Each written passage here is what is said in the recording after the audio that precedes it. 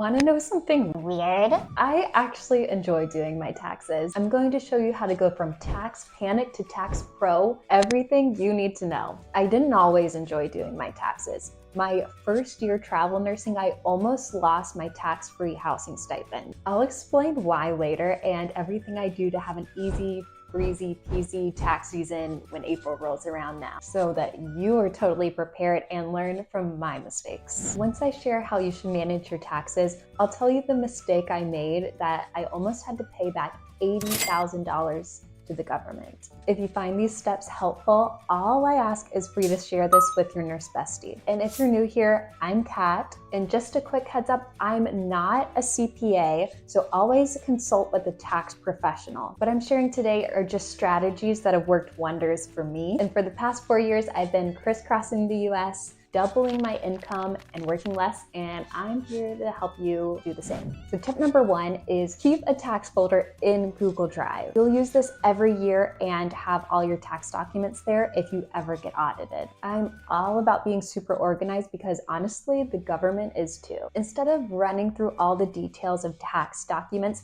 I've got something way easier for you. I've created a really organized Google Drive with the exact organization I use, and it's ready to be copied. The folder will give you a simple way to know what you need and keep it organized, like copies of your contracts, pay stubs from each assignment, proof of your tax home, and more.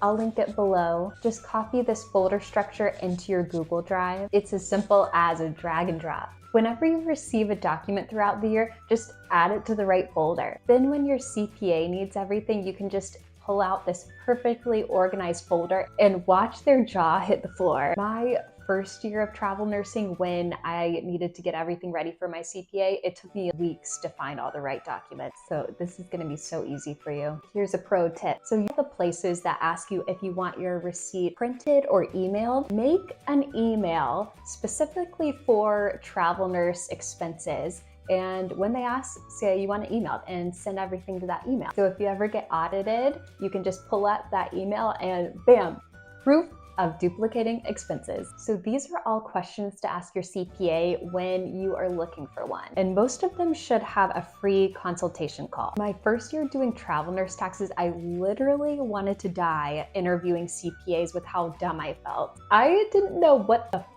to ask. They don't teach us about taxes in nursing school. Write down these questions so you can talk to your CPA looking like a pro. Look for a CPA that works with travel nurses and understands our contracts and our pay. I use travel nurse tax. So number 1, what can be written off as travel nurse expenses? And how should I file those in my W-2? Second question, how can I maximize my income? Number 3, what should I do for my 401k? Should I use a company plan, a Roth IRA? Number 4, should I keep receipts of my expenses? Number 5, how do I make sure I stay qualified for the tax-free stipend? Number 6, how can I prove I'm duplicating my expenses? Number 7, what's the difference between your tax home and your permanent home? Number 8, are there any special tax forms that I need to complete? And last, mistakes travel nurses make when filing their taxes. They should be able to answer all of these. If they seem uncomfortable or unsure, they may not be the right CPA to go with. So the story I was talking about, here is where things nearly went off the rails my first year filing taxes as a travel nurse. So I wrapped up my apartment lease, I traveled cross country for my first travel nursing assignment. I was like,